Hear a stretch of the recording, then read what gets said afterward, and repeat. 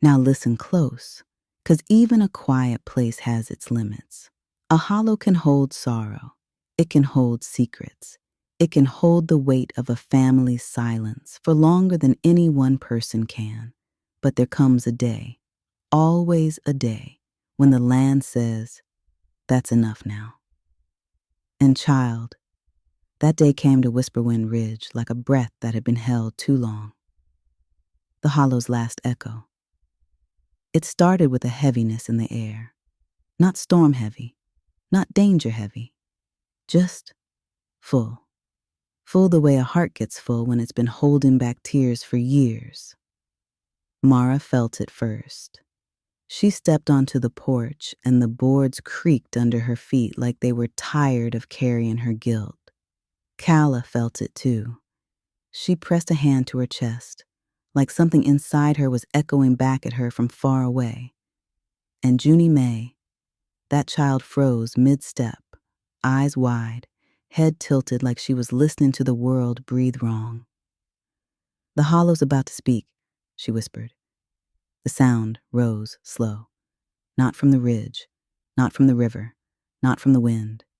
It rose from everywhere, a low, trembling hum that felt like grief trying to find its way out. Old Man Clay stepped outside, hat in hand, face pale. "That ain't one echo," he murmured. "That's all of 'em." And he was right. It wasn't Jonas's echo. It wasn't Letty's. It wasn't Mara's guilt or Calla's fear or the hillside's memory. It was all of it together. A single sound shaped by 2 generations of Clay family sorrow. The hollow had been holding it since. Marrow Mouth let out the wail that changed everything, and now it was returning it all at once. The hum grew louder, not painful, not frightening, just honest. It rolled over the ridge like a wave of truth, shaking loose every silence the family had ever tried to bury. Mara grabbed Calla's hand. Calla grabbed Junie Mae's. Lark stood behind them, steady as a tree trunk. Old Man Clay closed his eyes. "I should have told the truth sooner," he whispered. "About Letty, about everything." The echo answered, not with words, but with a soft, aching vibration that felt like forgiveness and sorrow braided together. Then, just as sudden as it rose, the echo broke. Not shattered, released. The air lightened, the ridge exhaled, the hillside settled, the river loosened its shoulders. It was as if the hollow had finally said, "I've carried this long enough. Now it's your turn to hold it right." Junie Mae wiped her eyes with the back of her hand.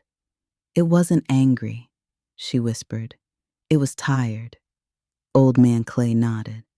"So am I, child. So am I." That evening, the Clay family sat together on the porch. Mara, Calla, Lark, Junie Mae, and Old Man Clay, watching the sun sink behind the ridge. No one spoke for a long while. They didn't need to. The hollow had spoken for them. And in these mountains, when the land gives back the last echo it's been holding, it means one thing. The truth is finally ready to be told. And that, child, is where the next tale begins.